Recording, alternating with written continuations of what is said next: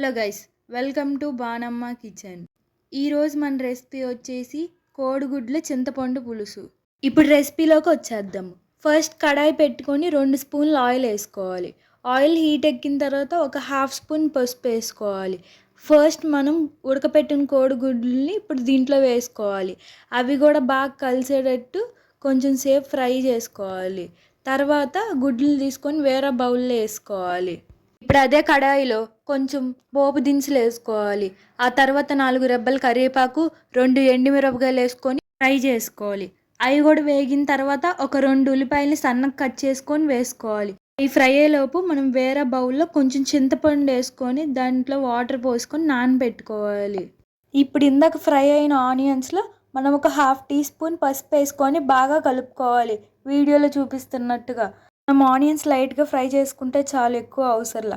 ఇప్పుడు దీంట్లోకి 1 స్పూన్ కారం వేసుకోవాలి. మీరు కారం ఎంత తింటారో అంత వేసుకోండి.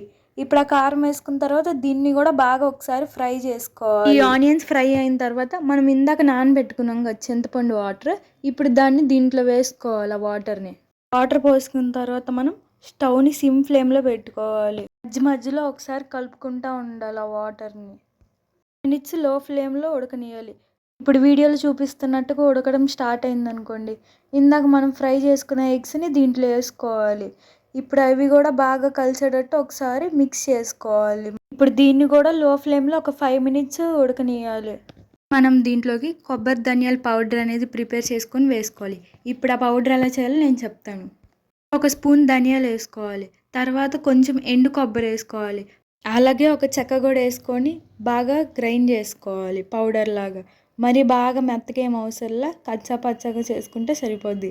ఇప్పుడు ఆ పౌడర్ని దీంట్లో వేసుకోవాలి. 1.5 స్పూన్ వేసుకుంటే సరిపోద్ది. ఇప్పుడు దీన్ని కూడా బాగా మిక్స్ చేసుకోవాలి ఒకసారి. చూడండి, ఎంతో సింపుల్ అండ్ ఈజీగా గుడ్ల పులుసు రెడీ అయిపోయింది. ఇంకేం రెసిపీస్ కావాలో కామెంట్ చేయండి. వీడియోలు కనుక మీకు నచ్చినట్టయితే లైక్ చేయండి, షేర్ చేయండి అండ్ సబ్స్క్రైబ్ చేయండి. Thanks for watching.